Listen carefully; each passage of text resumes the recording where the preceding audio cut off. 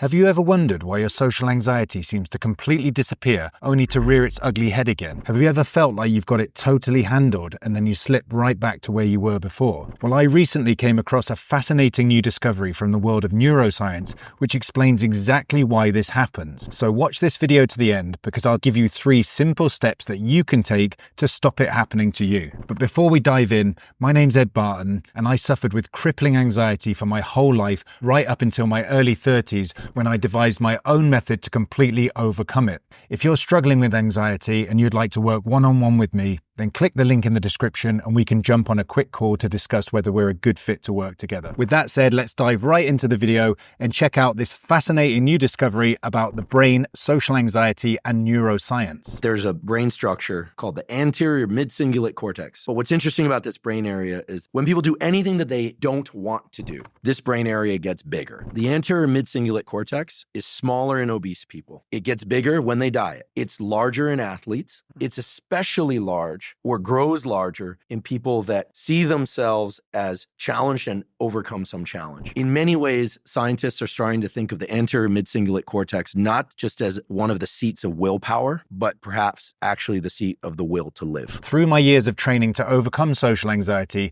I discovered something that I call the social confidence muscle, which is what Dr. Huberman is talking about there in that clip. The problem is, as you saw in the video, that if we don't exercise this muscle, it just atrophies and wastes away. So what happens as social anxiety sufferers is we develop all kinds of avoidance behaviors which allow us to never address our problems. We avoid and then wonder why we feel so weak and vulnerable when we come up against social challenges. Another very common problem is we might try to exercise this social confidence muscle by doing some exposure challenges or trying to step out of our comfort zone for a week or so. Then we feel disappointed and defeated as time goes by and we lose those gains. So just like you don't get jacked by going to the gym for a week, you can't build this social confidence muscle by just training it for a week. Unfortunately, neither of these paths, either total avoidance or short-term intermittent spasms of effort, can bring long-term results. In the first instance, you're likely to get weaker and weaker and slip deeper and deeper into social isolation. And in the second instance, you're likely to feel embittered and defeated because your perceived efforts didn't pay off. You then start to feel hopeless of ever making a recovery because you feel like you've already tried everything. The answer to this is to treat your social confidence training just like you would treat resistance training in the gym. So now I'll give you 3 simple steps that will allow you to build your social confidence muscle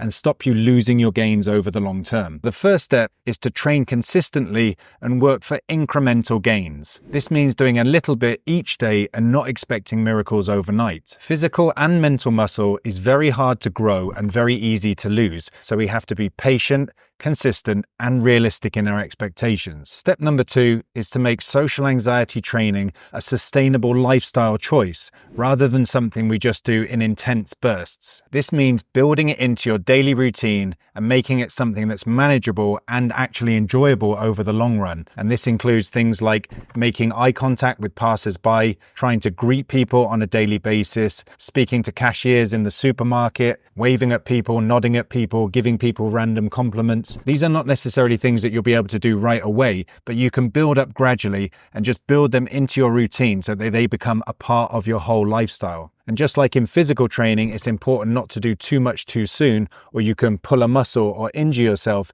The same is true with social anxiety training. Start off very gently and just build up gradually. Step number 3 is to build first and then maintain. Now, watching this, I'm sure lots of people are thinking, I don't want to have to put in so much effort for my whole life. Why can't it just be easier than this? Well, the good news is that social anxiety training is just like training in the gym. It's easier to maintain your gains than it is to build. So at the beginning, there may be a period where you have to put in a little bit more concerted effort to build your social confidence muscle, but after that, it becomes easier to maintain it. And just with training in the gym, it's always easier to work with a coach or a trainer. So if you would like some guidance and support from me as your coach, then hit that link in the description. We can jump on a call and discuss your situation and how I can help. And if you need some inspiration and some ideas for how to build your social confidence muscle, then check out my popular videos on exposure challenges here and here.